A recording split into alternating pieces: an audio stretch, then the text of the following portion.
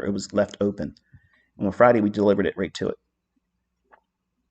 Mean threshold, consequent encroachment of the wick here, trades up into it there, and then delivers down to that level. That is very, very precise.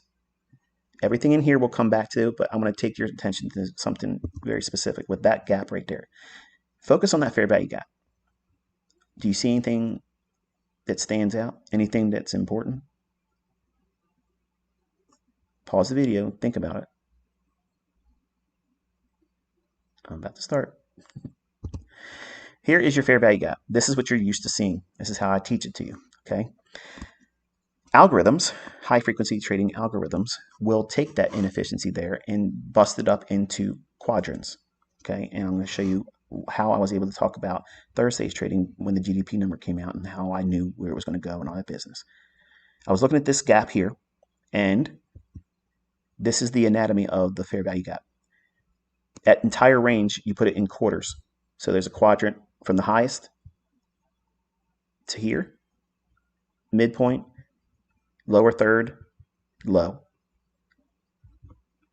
Those levels, if we take those levels and add them to the hourly chart, watching the live stream on Thursday morning when you heard me talking about with my son, the low here, the fair value gap here was at the low end of what?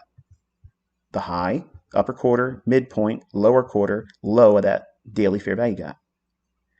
Look where that fair value gap 60-minute resides, right at that lower quadrant. I only want to see it trade up into that. I don't want to see it go above the halfway point, because if it does, that means it's probably not as bearish as I want it to be. So the best short positions are going to occur at the midpoint of that gap on the daily chart, which is that dashed line, and the low. So it goes up to the upper quadrant, and it's the 60-minute fair value gap. High frequency trading algorithms are going to trade that right there. And market drops lower. This idea, you're going to couple that with what I've been teaching about how when prices don't reach to a specific level and fail, it indicates exceedingly bearish or exceedingly bullish. And I'll teach more about that this week. I'm also going to teach you more about new week opening gaps in a very specific lesson in entirety by itself. It's nothing else but just that. Okay, so that'll be on Wednesday. And on the 50-minute time frame, you can see it here. So it runs up, hits that lower quadrant level of that fair value gap on the daily chart, and the premium 60-minute fair value gap, which doesn't look like a fair value gap now when we look at it on the 15. It's important to move from the top down, higher time frame, lower time frame. More specifically, here is that higher high that's formed in between these two time periods, these vertical lines. Look at that. The S&P made higher highs there into the area I was drawing your attention to, and it's the lower quadrant on that daily fair value gap.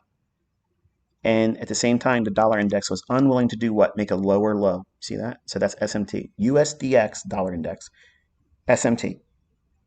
It should have made a lower low there. It didn't. So when it does these things, that is what?